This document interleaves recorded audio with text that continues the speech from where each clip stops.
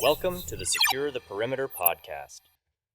What's going on, people? Welcome back to the Secure the Perimeter podcast. I'm your host, Caden. Today, we are joined again by CEO of Smart Digital, Mr. Brent Canfield. Welcome back. What's up, man? We missed you. Good to be missed, man. We had to pull Jeremy on last week. Cool. We're thankful that we've got you back this week. Well, it's good to be back, man. Back in the saddle. Yeah. So obviously, as the people can tell by the title, we are talking about discomfort and what comfort costs. Interesting. In the long run. Yeah. So I guess my first initial question is, when you think of the word comfort, what do you picture? What does that mean to you? Well, in its own context, I think comfort is a safe space where most people live because it's normal, it's natural, right?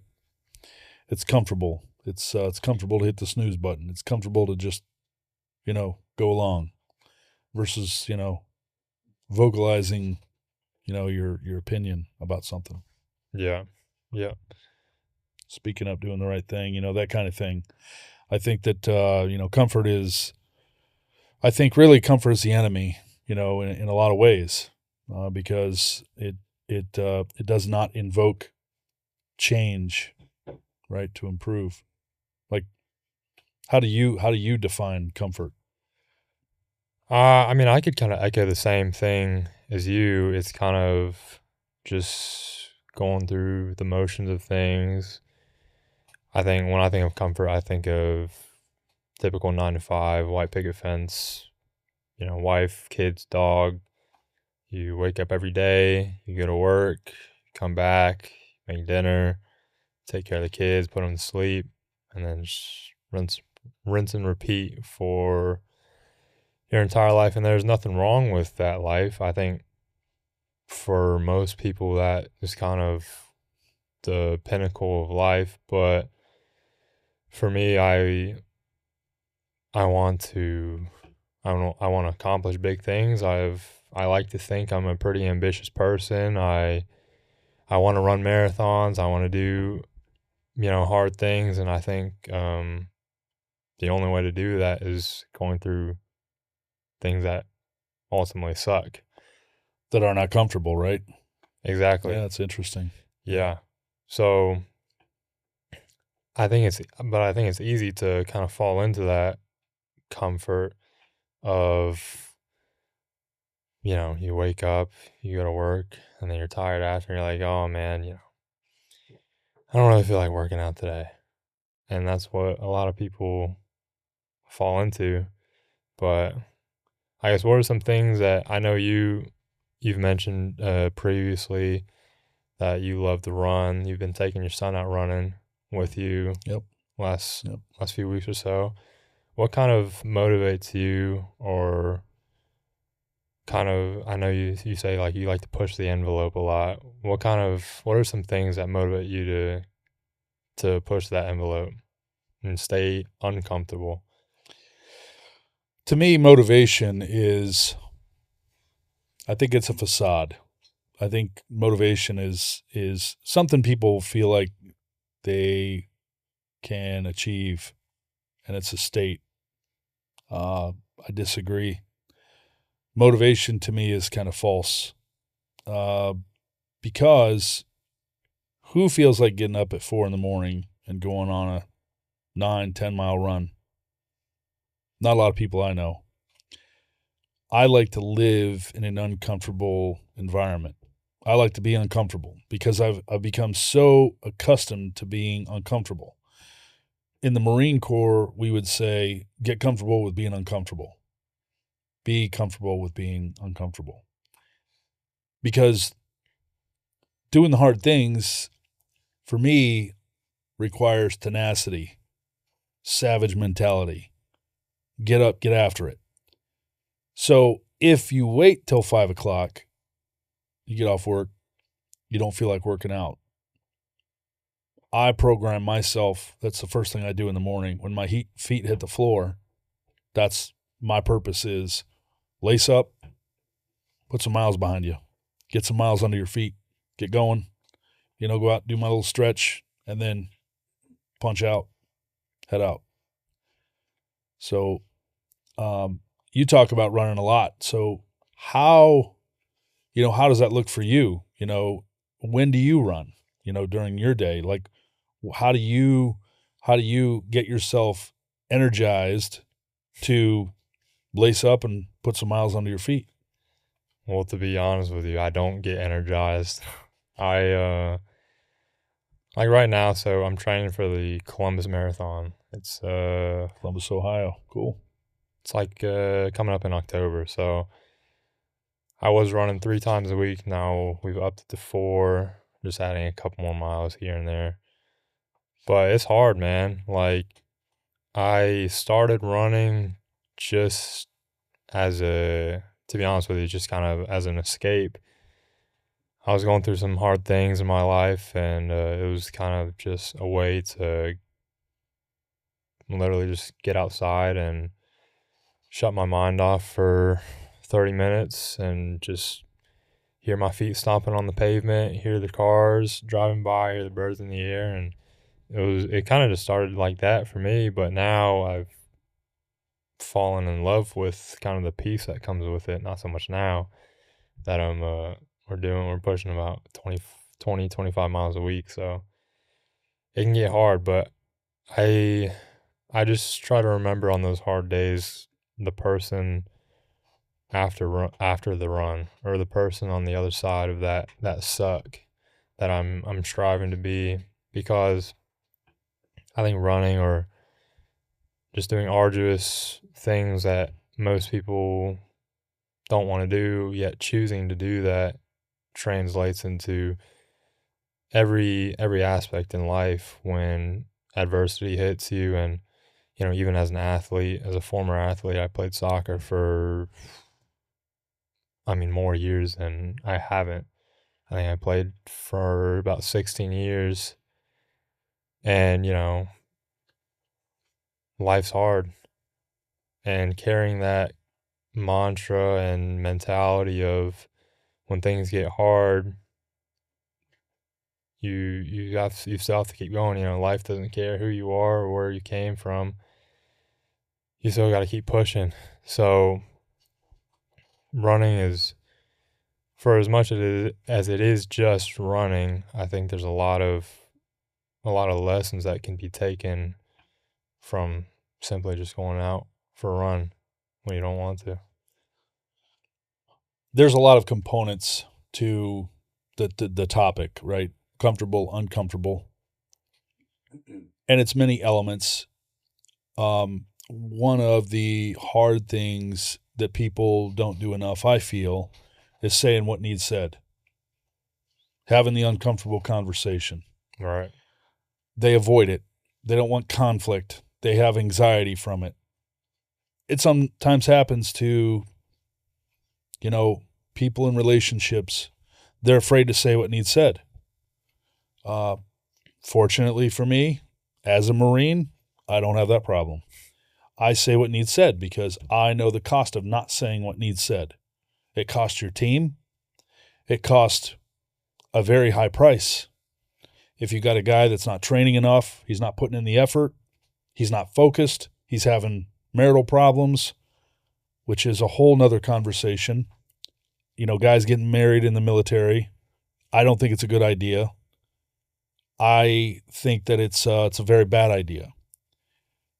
When you're committed to your job, and your job as a door kicker, kicking doors through and hunting down the enemy, I don't think guys belong or have any business getting married, because they're thinking about what's back home.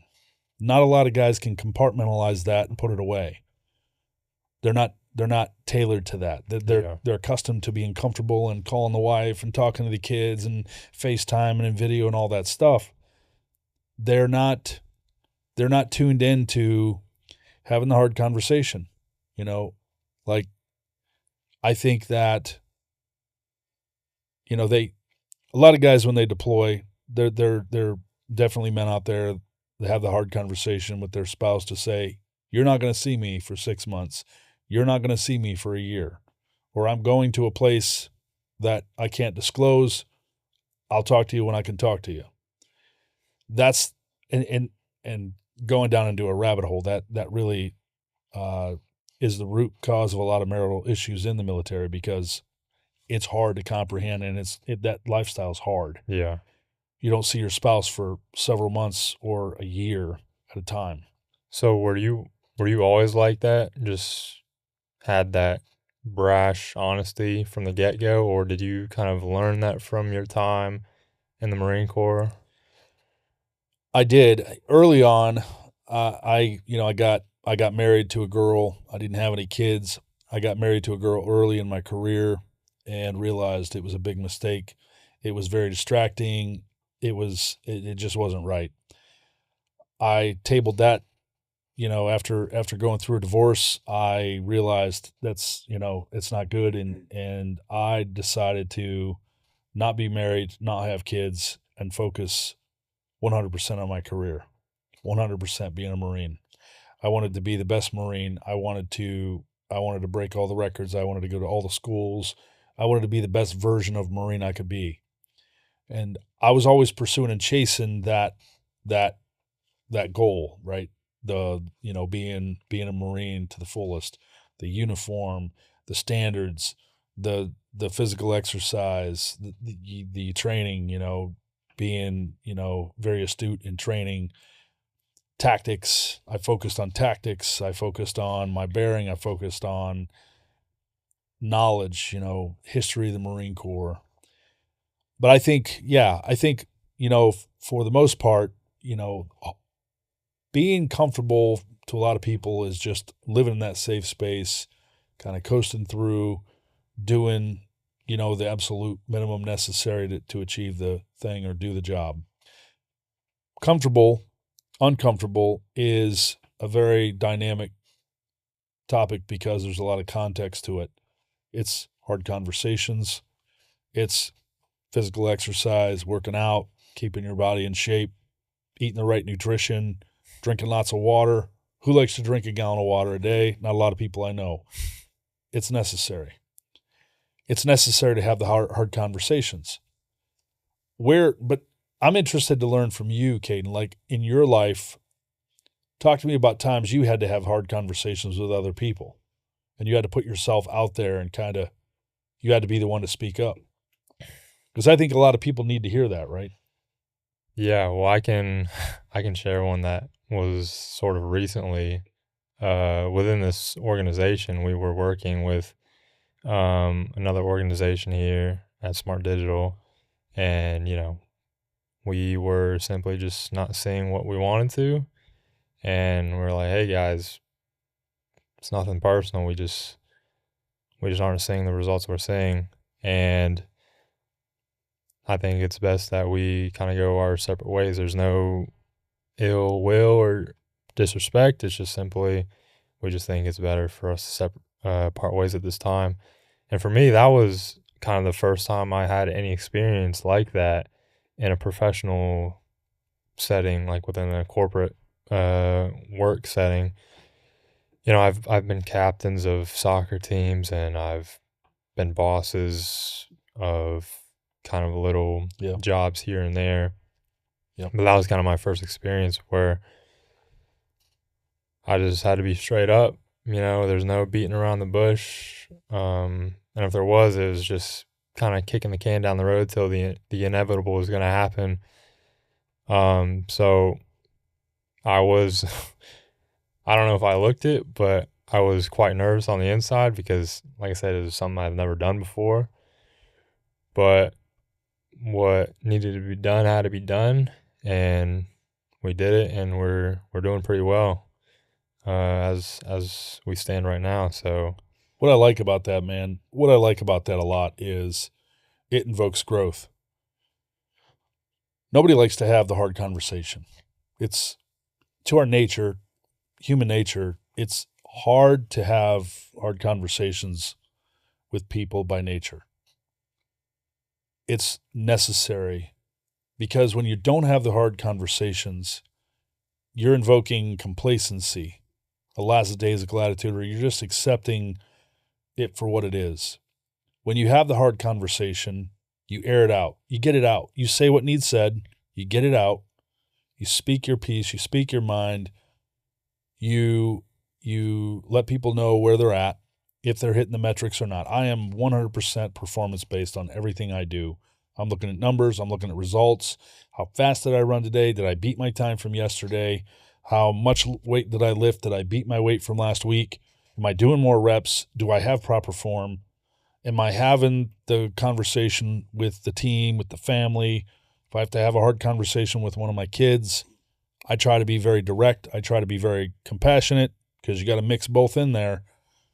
But I'm very direct and I just get to the point. I don't like to beat around the bush. I used to do that a lot, and it cost me a lot. It's very expensive to be complacent. It's very expensive to not have the hard conversation. It's very expensive to not do the thing. It's very expensive to not work out. Now, it's easy until you get older. Yeah. And your cholesterol's up, you're overweight, you can't hardly breathe. In fact, you can't even tie your shoes. You can't bend over to tie your shoes because your gut's in the way. Yeah. I'm being honest. It's true. Have the hard conversations with people. Oh, you feel lethargic? You feel fat? Do something about it. Go out and walk. DJ Shipley says it well. I think one of his podcasts, he talks about just go for a 20-minute walk. Yeah. If that's all you do, but move your body. Do something. But don't sit and eat Taco Bell in front of your, calling out Taco Bell. But don't sit there and eat fast food in front of the computer and not move all day. Yeah. Get up and do something. Go stretch. Just go stretch. And incrementally, you move the needle 3 degrees at a time, because 2 degrees here is 270 degrees out there. Yeah. You're not working out here at 2 degrees. What do you think you're going to look like in 270 degrees out there? You're going to be fat and lethargic. You're not exercising your mind. You're not having hard conversations now at 2 degrees with the relationship where it's at. How do you think the relationship's going to look out here at 270 degrees? You ain't going to have any relationship. Yeah. It's going to be a train wreck. Yeah. You're not going to have trust. There's no loyalty there. You don't care about your spouse. They don't care about you. The kids don't want anything to do with you. You got to do it back here at 2 degrees. I think that's essential. So tell me about a time when, if you're looking at that kind of a scope, 2 degrees here, 270 degrees out there, where you could identify doing comfortable things here at 2 degrees, and how did that affect you out there at 270 degrees? Doing comfortable things? Yeah. How did that affect? How expensive was that? Very expensive. Very expensive to my health, I can tell you. So during COVID, I was playing for this club, the soccer team, and they were pretty good. Like they were always winning stuff. We were always winning stuff. And during COVID, obviously, everyone was locked in their houses. We could go outside. Yep. Obviously, we couldn't train together as a team because it was COVID. So what they did was online, like Zoom training sessions, where the coach would log on, all the players would log on, and he would kind of run us through some drills, and he would build us like an itinerary basically for, I think it was the month or something. And you were supposed to, I don't know exactly what it is off the top of my head, but he was like, Saturday you had to run for 60 minutes. Next Saturday you had to run for 50 minutes, and kind of fill in the blank from there. But basically he gave us kind of like a training plan to follow. And I didn't do it. I was having too much fun, staying up till 5 a.m., playing video games with my friends, eating ramen noodles all night long, and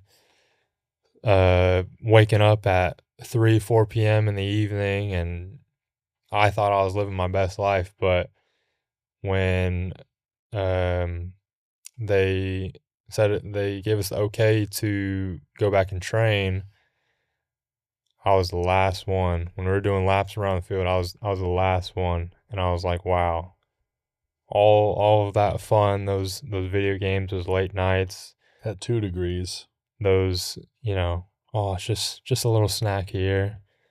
But that little snack was every single day. And me waking up at 4 or 5 p.m., staying up till 9 a.m. was every single day. And those every single days turned into months, and then it turned into, it was just, the first few weeks of lockdown until school started back up. And I was so behind. There was guys that I was miles ahead of before we went into lockdown. And then after COVID kind of chilled out and we got back to regular training where everyone could go, I was miles off of it. And it was just so obvious. Like anyone, you didn't even have to be a player. Any parent, any kid off the street could be like, wow, something's wrong with that kid. So, like you said, it's just little things that you do here and there that you don't even realize that turn like this into. Oh, yeah. So what you do at 2 degrees will affect you and impact you at 270 degrees. Exactly. Exponentially. Yeah. But you mentioned parenting and how you have to, you have to have the hard conversations, but you also have to have compassion. I'm just curious what your thoughts are on the whole gentle parenting stuff. I don't know if you've seen videos on gentle parenting, but sounds scary. it's basically super scary. It is scary. It's the best way I could sum it up is that the parent is trying to be their kid's friend first rather than parent. And I think Charlie Kirk said it on a podcast. He said something along the lines of, as parents, it's better for your kids to have either self-control or self-discipline than self-esteem. I don't know what your thoughts are on that. I could tell you this. My kids know that the first version of dad they get from me is accountability, responsibilities, 100%. My kids are held to standards, not Marine Corps standards, but aligned with the 14 leadership traits we're trained in the Marine Corps. But they get, the first version of me they get is accountability and responsibility. I treat my kids like adults. I do. I talk to them like adults. I don't talk to them like babies. I've always been a big proponent in that. I don't talk to my kids like babies. That's what kind of gentle parenting is. You kind of treat them as a toddler. I think that's a huge mistake. You don't give them a chance to grow up and mature. They have to operate on their own. They have to function, be able to function. But the first version of dad my kids get from me is accountability and responsibilities. That's number one. I am their friend, and I am a friend to my kids, and I protect my kids, and I'm honest with my kids. They get 100% transparency out of me. I don't sugarcoat things. I don't, pretend in Santa Claus. I tell my kids Santa Claus is a man that we created. He doesn't actually fly around in a sleigh. I believe in being honest and integral. I'm sorry I broke the news to everybody. I probably just blew it. Are you telling me Santa Claus is not real? He's not real? He's not real, man. Oh, man. I ruined it. But my kids get accountability and responsibility first. They're held to standards. They have responsibilities, and they have to uphold those standards. I am my kid's friend. I think that is important, but they get an adult friendship. And just like friends, you hold your friends accountable. I hold my kids accountable. Did you do your job? Were you integral? Did you do the right thing? Did you protect that kid that was getting picked on and bullied? My kids aren't the ones getting picked on. They're the ones that are protecting other kids when they're getting picked on. And I tell them, and I teach them the difference between anger and righteous anger. There's a difference. That's shifting from the comfort area to the uncomfortable area. When my son asks me, Dad, what do I do when a kid is picking on another kid? And I break it down for him. And I tell him what his obligations are and his responsibilities are in that moment. You're required to defend the defenseless. You're required. You don't stand by. You're not a a bystander, you're involved. You get involved. You insert yourself. You go from the comfort zone to the uncomfort zone. Is it hard to kind of have those harder or difficult conversations with your kids because they are your kids? Maybe you see them struggling in something. Maybe I don't know, you guys are on a run and he's hurting. He's panting, he's hurting, and he just doesn't look like he can give you any more. Is it hard to tell him to keep going and you kind of want to give in?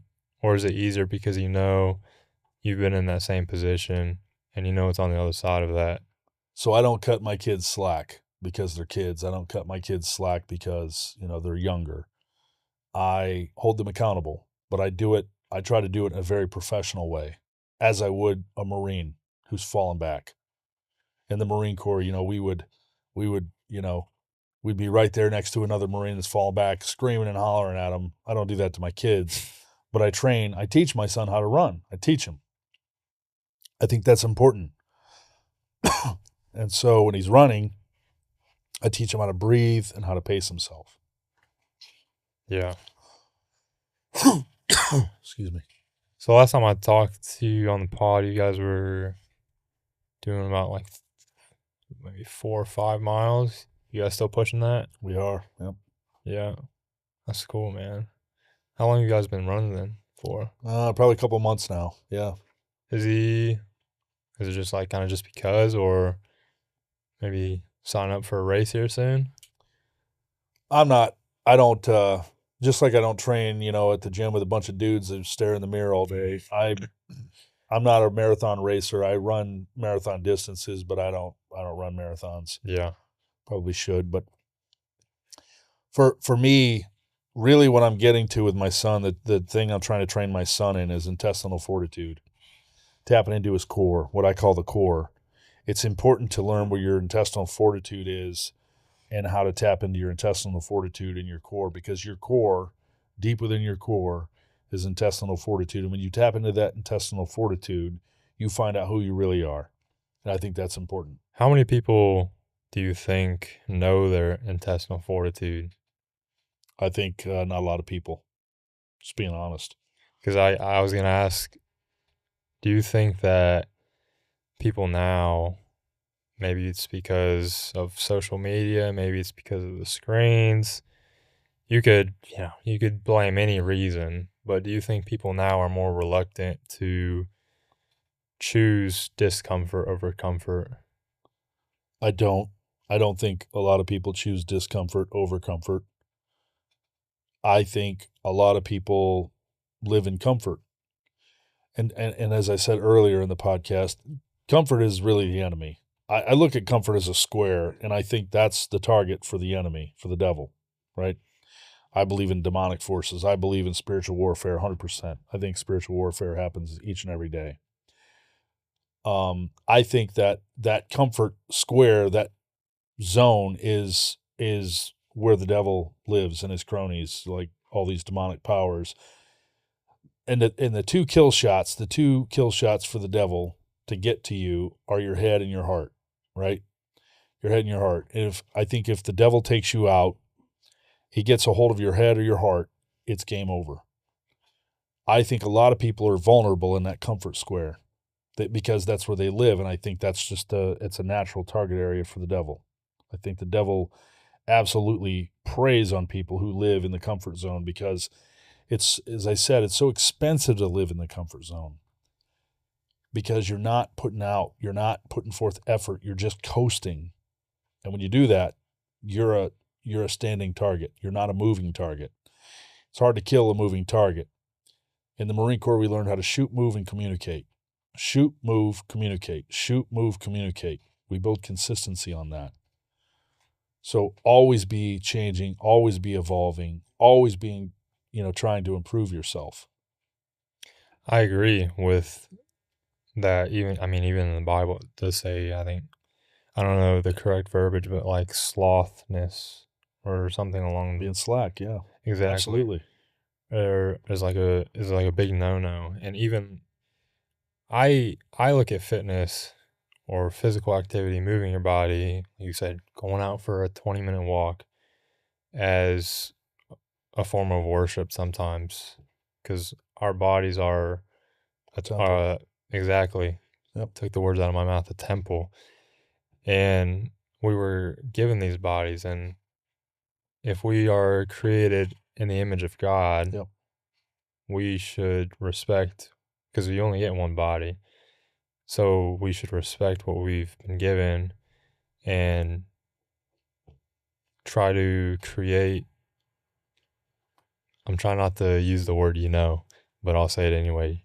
The best version of ourselves as possible, with what we're given. So that's why I'm such a big, and even after my, because that was a worry I had post soccer, is like, shoot, man, I've played soccer my entire life.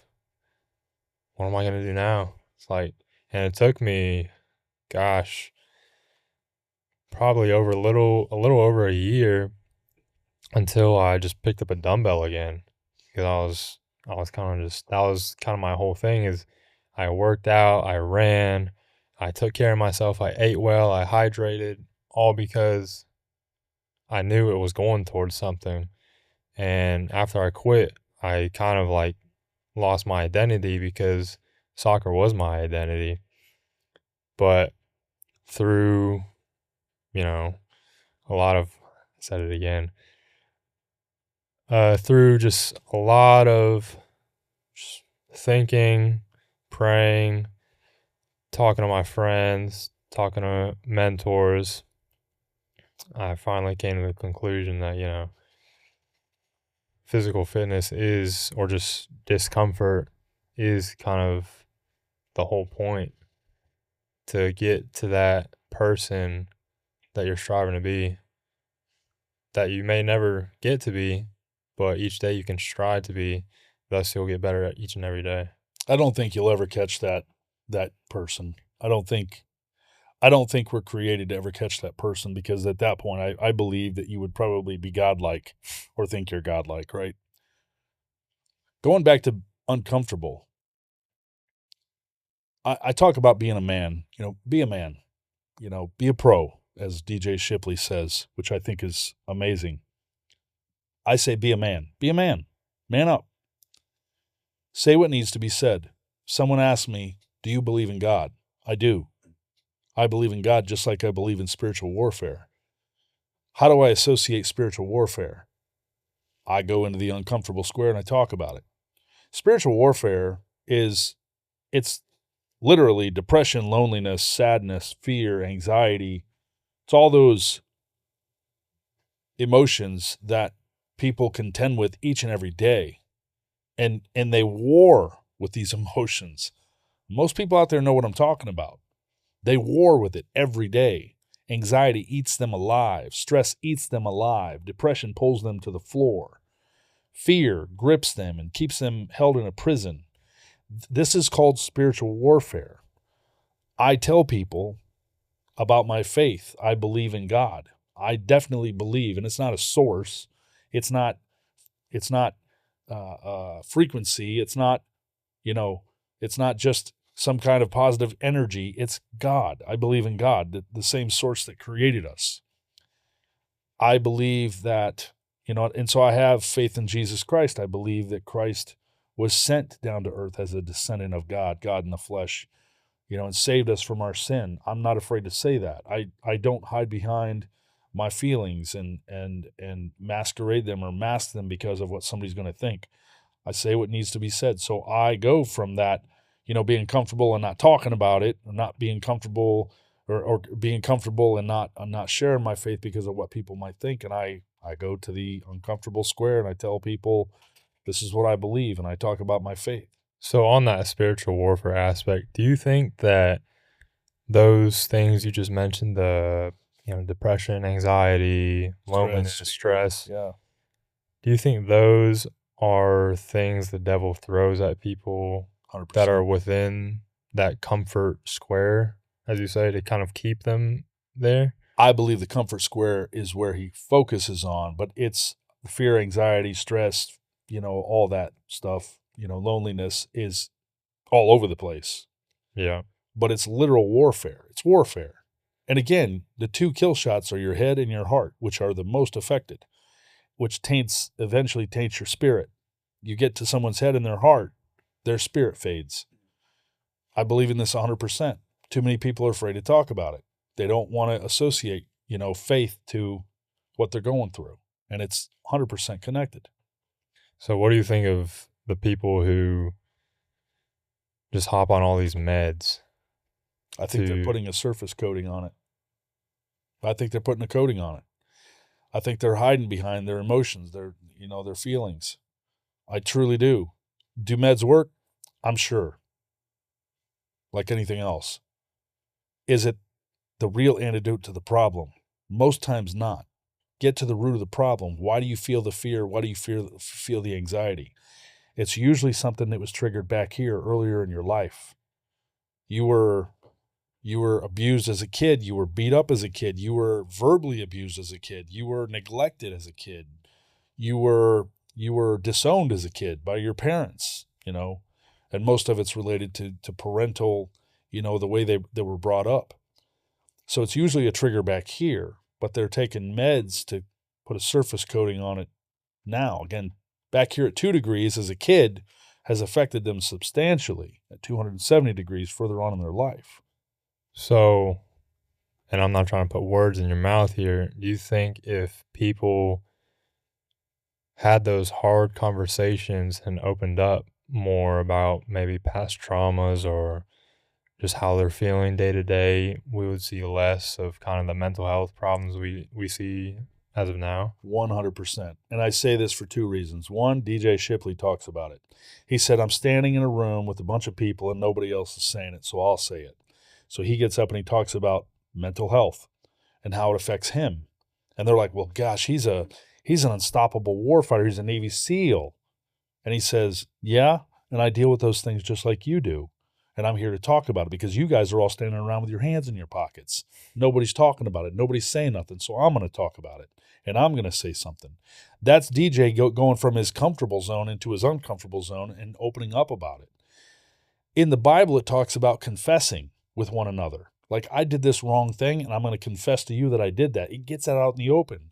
Earlier in the podcast, I talked about say what needs said. Just say it.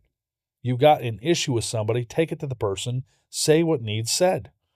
Tell the person, you did this is how it made me feel, and I feel wronged. Or, hey, I did this thing to you, and I feel like what I did was wrong.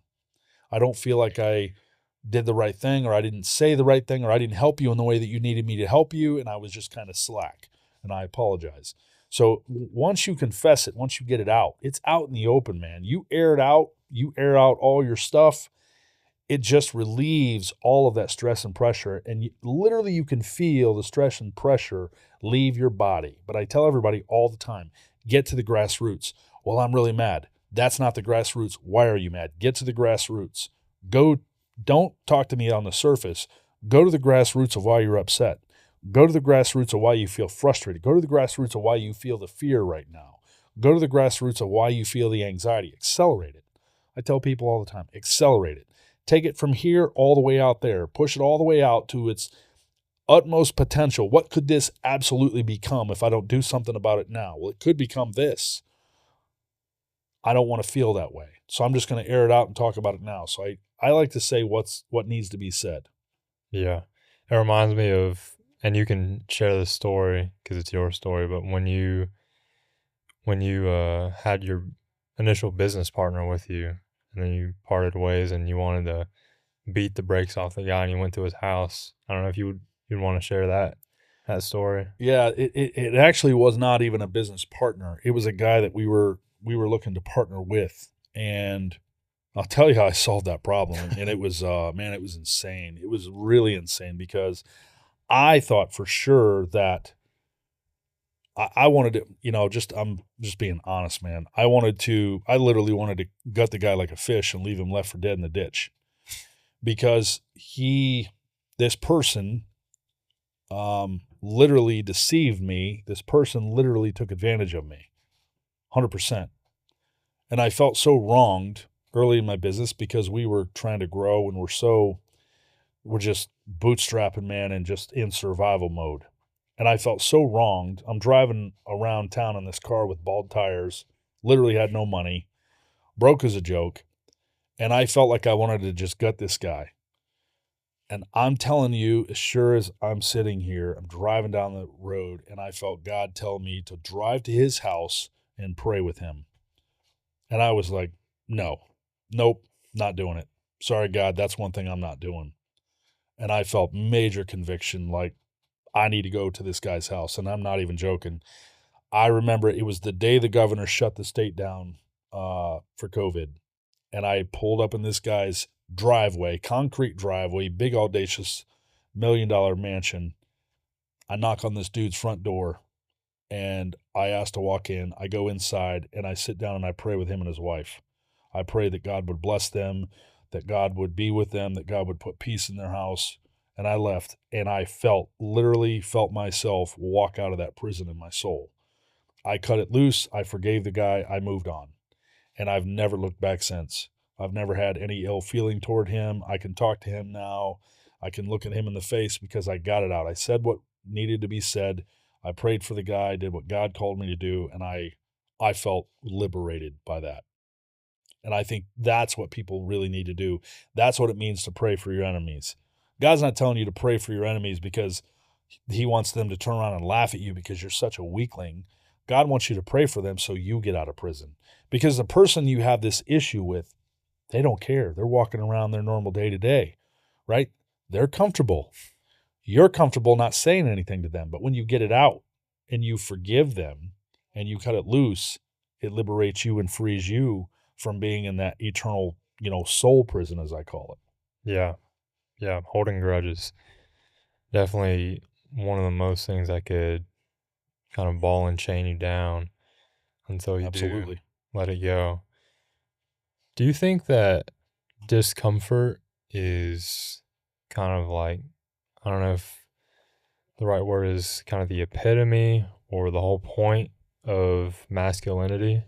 Or I guess how important is discomfort in masculinity? Discomfort comes with transparency, 100%. I think discomfort is necessary. I think, and I don't know, maybe I'm psycho, maybe I'm crazy, maybe my savage mentality got the best of me. I like to live in discomfort. I like to live in discomfort because that's my normal place now. It's been for years because I lived so much of my younger years as a young kid in comfort. As I got older, I realized doing uncomfortable things is where the reward comes from.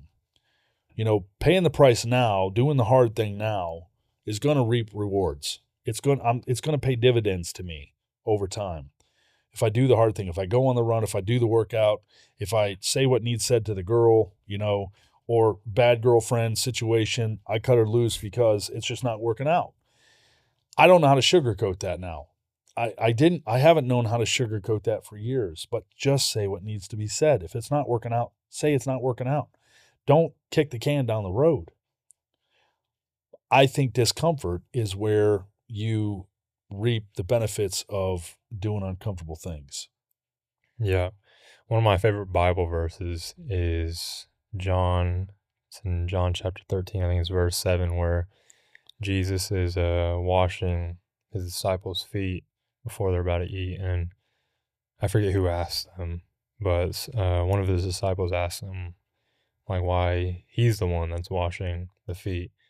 And he's like, right now you don't understand, but later you will. And obviously it's probably in a different context within that passage, but I kind of, whenever I'm doing hard things or when life isn't going out kind of the way I planned on it, I just kind of remember that verse, and it goes a long way.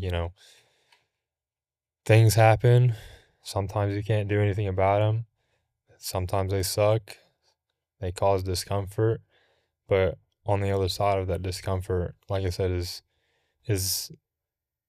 sunny days and rainbows, or that person that you want to be at the end of it. Absolutely. One way that pays off, Caden, I believe, is let's just use physical, working out, running. What does that do for you? Well, when I run, I have so much more mental clarity. I have so much more focus. I can articulate my thoughts easier, faster, more precise with surgical precision. I can say what needs to be said without stumbling and bumbling around in my words. For me, it's also really important to be able to run 5 flights of stairs and be able to think clearly when I get to the top of those stairs. There is so much that's to be said about door kickers, as I call it. Military dudes, high-value operators, when they kick in doors for a living, they have to scale the wall. They have to go up, 10 flights of steps. You don't function. You don't need to function when you're running up the 5 flights of steps. When you need to function is when you get to the top of those 5 flights of steps and you have to move in and close in on the enemy. That's when you need to have precision thinking. So running, working out, that's the dividends that are paid in the end. 2 degrees here pays dividends at 270 degrees out here. Yeah. Just as easily as being fat lethargic at 2 degrees, what that's going to look like in 270 degrees. So when you're working out, you're putting in the work now at 2 degrees, it's going to pay dividends at 270 degrees in a positive way, not a negative way. Yeah. You must be a better runner than I am, because you say that running gives you mental clarity. When I'm out there, I'm tasting colors. I'm seeing sounds. I'm all sorts of I'm anything but clear. But at the end of it, I get some clarity because I can I can catch my breath. Yeah. It's after the run because you're stretching the elasticity of your tenacity. You're finding your core, right? You're finding that intestinal fortitude. It's after that you get the clarity. When you're in mile 25, mile 30, mile 35, you're definitely feeling it. Yeah, you're going through it. You're seeing, as you said, you're seeing colors and tasting stuff. And I don't care what anybody says. If mile 5, mile 10, mile 25, I'm going through it. No matter, I was fine. I was not fine. But at the end of the day, it's the hard stuff that counts, and which is ultimately worth it. But I always say that the hardest 2 miles of your run is going to be the first mile and the last mile. Yeah, I say definitely the last mile, because normally when my buddy and I, we go out for runs, we kind of start slow and end fast. Yeah. So by the last mile and a half, sometimes we're hauling it. And even it was funny because yesterday we ran, and it was supposed to be an easy run. We did 6 miles. I told him it was going to be an easy run, and so we're like a mile or two in, and we're checking our watches, and we're like, oh, we're still in zone 2. Maybe we can kind of rev it up, and we ended up going quite fast for like supposed to be an easy run. I don't know if you say you try to beat your mile time every time, but we're it's called zone 2 running. It's like this, it might be woke, I don't know, but it's like this science of you have like zones within your heart rate, and zone 2 is kind of the threshold of you're still working out while running, but it's not enough to exert yourself so much that you're basically like really tired the next day. But anyway, so we're a few miles in, and by the end of it, we were going like, I don't know, it was like 7 or 7.5 minute mile. And boy, did we feel it. Because like you said, the last mile is the hardest, and I can second that. Like I said, I was seeing rainbows and birds were probably around my head, and but yeah, I think it's those you remember those times too where you did hard things. And even when I did the marathon this past in spring in Ohio, in Athens, Ohio, it wasn't until after I crossed the finish line where I was like, wow, like I did not know how hard that was, because I'm just running off pure adrenaline. But I had a like plantar fasciitis in my foot for like the last 5 miles, and I had stomach cramps because they were handing out bananas and like oranges and stuff, and I took one, and I was running with a stomach cramp. And at the time I didn't know it was plantar fasciitis, but I kind of did some diagnosis on my own at like a week or so after the race, and I was like, shoot, like, because it wasn't just like a little bruise on my foot. I couldn't even walk for about a week. But like I said, it's those hard things you do that I remember the most. Sure. But and it's always good having a good circle around you while you're doing those discomfort things, which I think is ultimately very, very important, because a wise man once said, "Iron sharpens iron, as a brother sharpens another." And because there are those days where it's cold, it's rainy, or it's hot and humid, but this guy right next to me, he's doing it. So I gotta match him or even beat him. So I think that's the best way to put it, I think. Sure. I think for listeners, listen to the podcast, I think it's important for them to ask the conversation, or ask themselves, what am I doing today to put myself in an uncomfortable position to invoke growth? It's all about growth, right? It's all about being, it's all about growing and trying to grow in life. And again, try to grow 3 degrees a day, just 3 degrees, whether you're doing 3 more pounds, or you ran a minute faster, or you got up a little bit earlier and got more things accomplished, by 5 a.m., 6 a.m., whatever.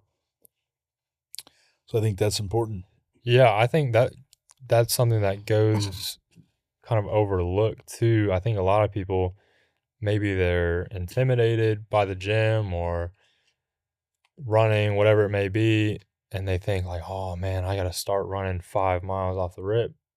Just like you said, all it takes is 30 minutes of exercise, and it doesn't have to be anything rigorous. You don't got to be doing 50 burpees and 100 pull-ups and running 10 miles in one training session. It's like all you have to do is start, whatever that looks like for you. Yeah. All you got to do is start.